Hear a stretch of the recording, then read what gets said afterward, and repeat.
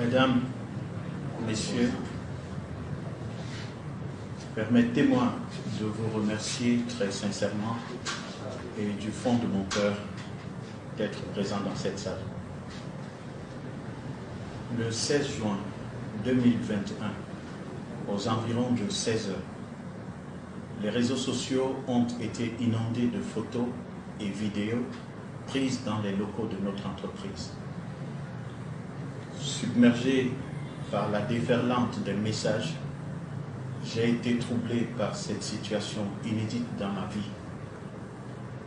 Devant Dieu et les hommes, je regrette cette situation malheureuse. Permettez-moi de m'adresser à la victime que j'imagine durement éprouvée, Malika. Toi dont la dignité et l'honneur ont été bafoués, je te demande pardon. En tant qu'homme, grand frère et père, je regrette tout ce qui s'est produit. Je prie le Seigneur de te fortifier et de te permettre de traverser cet état tout en gardant foi et confiance en la vie. Je voudrais à présent m'adresser à ta famille qui s'est brusquement retrouvée sur les feux des projecteurs sans son consentement, malgré elle. J'imagine votre colère et votre souffrance de voir l'intimité de votre enfant ainsi dévoilée et mise sur la place publique. Je ne sais pas si vous aurez la force de pardonner, mais je vous le demande humblement.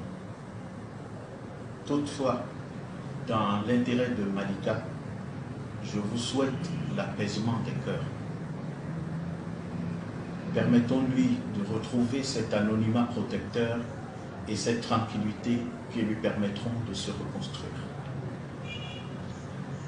Mes excuses les plus sincères, je les présente aussi à toutes les femmes et à tous ces hommes qui ont été choqués. Je pense particulièrement aux personnes fragiles que j'accompagne au quotidien, à ces personnes vivant avec le handicap, hommes et femmes, jeunes et vieux, qui grâce à mes actions ont retrouvé un peu d'espoir et de confiance. J'imagine votre peine et votre souffrance. Vous m'avez porté dans vos cœurs et prières depuis que je suis handicapé, depuis que je suis petit jusqu'à ce jour.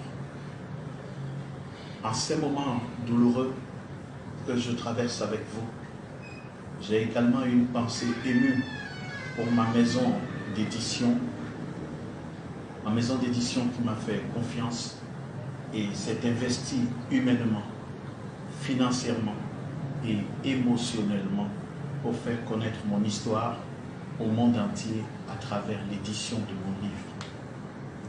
Aujourd'hui,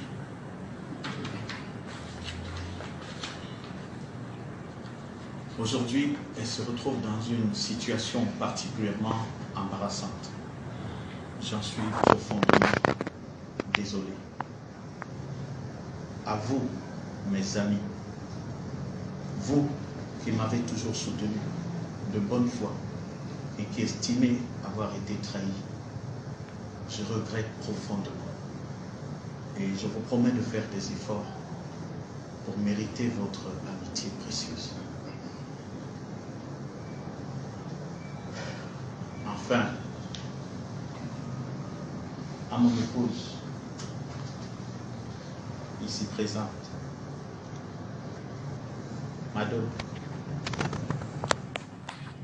je te demande pardon. Je te demande pardon et je demande pardon à mes enfants. Pardon d'avoir fait de votre vie un enfer. Milan Kundera disait « Vivre dans un monde où nul n'est pardonné, où la rédemption est refusée, c'est comme vivre un enfer. Oui, notre vie actuelle est devenue un enfer. Je ne le souhaite à personne. Mesdames et messieurs,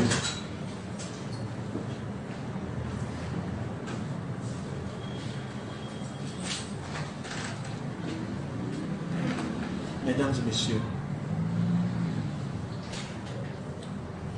à compter de ce jour, mes comptes sur les réseaux sociaux, Facebook, Instagram et autres, resteront inactifs.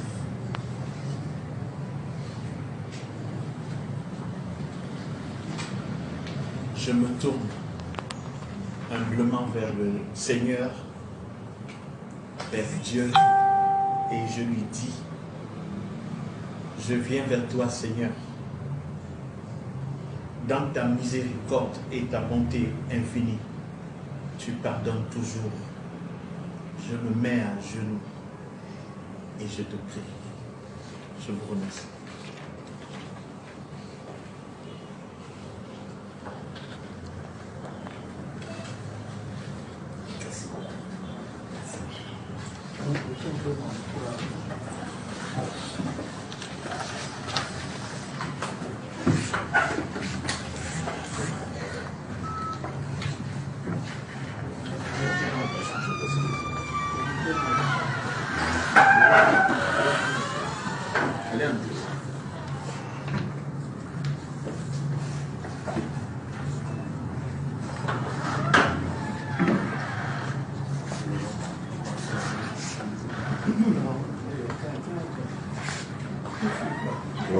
Non, attends, j'ai compris, j'espère que... C'est clair, non. J'espère tout simplement que vous avez été édifié, vous avez pu comprendre la communication faite ce jour par Martin Kamemu, qui s'est excusé auprès de la fille, auprès de ses amis, auprès même des médias. Ne pas oublier que l'État accompagne avec sa dame au point où il a coulé des larmes. Je pense tout simplement que même la Bible demande parfois d'être un peu clément.